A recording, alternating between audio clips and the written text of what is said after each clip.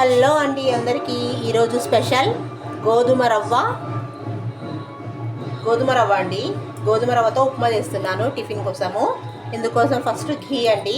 నేను ఆల్మోస్ట్ అన్ని టిఫిన్స్కి ఘీనే వాడతాను, ఎందుకంటే పిల్లలు తింటారు కాబట్టి, వాళ్ళకి హెల్త్కి చాలా మంచిది కాబట్టి ఘీను ఫస్ట్ ప్రిఫరెన్స్ ఇస్తాను.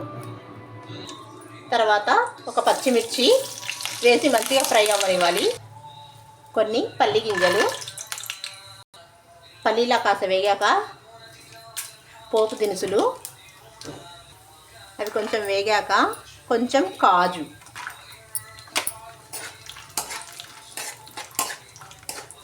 ఇలా గోల్డ్ కలర్ వచ్చే వరకు ఫ్రై చేసుకోవాలి. ఇలా వేగాక కొంచెం కరివేపాకు, ఒక గ్లాసు గోధుమ రవ్వకు గ్లాసున్నర వాటర్ వేసుకోవాలండి. 1.5 గ్లాస్ వాటర్, 1.5 గ్లాస్ వాటర్, టేస్ట్కి సరిపడా సాల్ట్. ఇలా సింపుల్గా చేసుకున్న గోధుమ రవ్వ సూపర్ టేస్టీగా ఉంటుంది. అలా కాకుండా ఆలు, క్యారెట్, టమాటా ఇవి వేసుకొని చేసుకుంటే అదేమో టమాటా బాత్ లాగా, అది కూడా సూపర్ టేస్ట్గా ఉంటుందండి. ఇదొక టేస్ట్, అదొక టేస్ట్. ఇలా పోపు దినుసులు ఎక్కువగా వేసుకోవడం వల్ల మనం తింటా ఉంటే అవి మన పంటి కింద పడి మంచి టేస్ట్ వస్తూ ఉంటుంది. అందుకనే నేను ఎక్కువగా పల్లీలు, కాజు, పప్పులు వేస్తూ ఉంటాను టేస్ట్ కోసం. చూడండి మన ఎసరు వచ్చేసింది. ఇప్పుడు ఇందులో చెప్పా కదా, ఒక గ్లాస్కి 1.5 గ్లాస్ వాటర్ వేసానని. 1 గ్లాస్ రవ్వ అండి.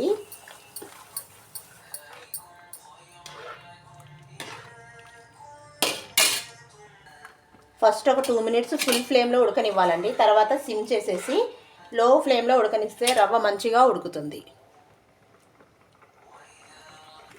చూడండి ఇలా వచ్చాక సిమ్లో పెట్టేసి సిమ్లో ఉడకనివ్వాలి. అప్పుడు రవ్వ మంచిగా ఉడుకుతుంది. ఉప్మా రవ్వ అయితే వేసిన వెంటనే ఉడికిపోతుంది, కానీ ఇదైతే కొంచెం టైం తీసుకుంటుంది. చూడండి మన రవ్వ రెడీ అయిపోయింది. ఇలా చూడండి, ఇంకొక 2 నిమిషాలు ఉడకనిస్తే పొడి పొడిగా భలేగా ఉంటుందండి ఈ రవ్వ. టేస్ట్ కూడా సూపర్గా ఉంటుంది, హెల్త్కి కూడా చాలా మంచిది. ఎంతే అండి, మన గోధుమ రవ్వ రెడీ. దీనికి మనం చట్నీ అవసరం లేదు, ఊరికే తినేయచ్చు. కావాలి అనుకుంటే ఏమైనా పికిల్స్ ఉంటాయి కాబట్టి, నేనైతే పికిల్స్ ఉన్నాయి మా ఇంట్లో, పికిల్ వేసేసుకొని తింటాము. మా పిల్లలకైతే కొంచెం షుగర్ వేసి తినిపిస్తాను, వాళ్ళు కూడా చాలా ఇష్టంగా తింటారు ఈ రవ్వను. ఈ రెసిపీ నచ్చితే లైక్, షేర్, సబ్స్క్రైబ్ చేయండి ప్లీజ్. ఫస్ట్ మా సార్కి ఇస్తున్నాను.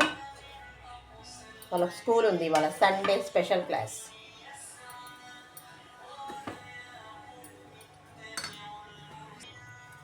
వేడి వేడి గోధుమ రవ్వ సండే స్పెషల్ టిఫిన్ అండి ఇది మాది. దాదాపుగా హాలిడే ఉన్న రోజు నేను రవ్వలే చేస్తూ ఉంటాను. మిగతా రోజులలో ఇడ్లీ, దోశ, పూరి, గారెలు వేస్తూనే ఉంటాను కాబట్టి హాలిడే ఉన్నప్పుడు మాత్రం సింపుల్గా అయిపోయేలాగా వీటిని చేసుకుంటాను. నా ఈ రెసిపీ నచ్చితే సబ్స్క్రైబ్ చేసుకోండి ప్లీజ్. సబ్స్క్రైబ్ చేయండి ప్లీజ్.